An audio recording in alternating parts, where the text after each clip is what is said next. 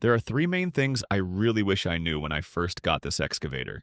This little thing didn't come with a manual, labels, or any instructions. I blame no one but myself for being too lazy to download a manual and go over it. But hey, I'm the kind of guy who never asks for directions.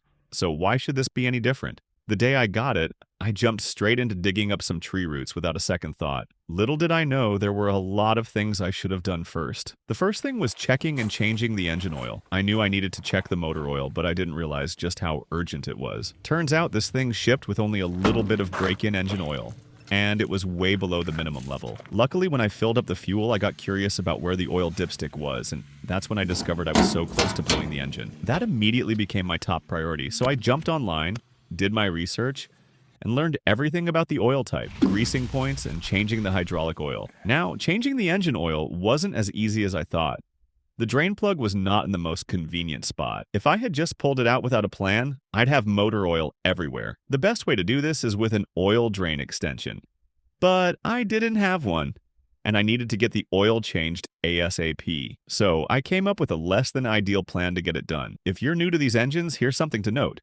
They have a fill port right by the drain plug and another one with a dipstick on the opposite side. The second one is harder to reach, but you don't have to remove anything except the floor plate. And as for the oil itself, the right oil type depends on your engine, so always check your manufacturer's specs. This is what worked for mine. The second thing I should have known was greasing all the hydraulic points. Now, I've bought a tractor before and it came pre-greased. I didn't have to worry about that for months. So naturally, I assumed the same for this excavator. Big mistake! When I checked the grease points, they were bone dry. No elbow grease, no nothing. If you get one of these, make sure you locate all the grease points. Some are small and easy to miss. Also do yourself a favor and have a full grease kit ready to go. The third, but and less pressing thing I should have known was replacing hydraulic fluid. The hydraulic fluid that came with this excavator is not the best quality from what I hear, but even if it looks fine, I still want to a fresh start. So I highly recommend replacing it with something better.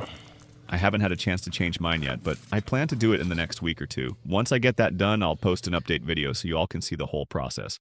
So those are the three things I wish I knew before putting this excavator to work. Hopefully this helps someone out there avoid the same mistakes I made. That's all I have for this one. As always, thanks for watching, and I'll see you in the next one.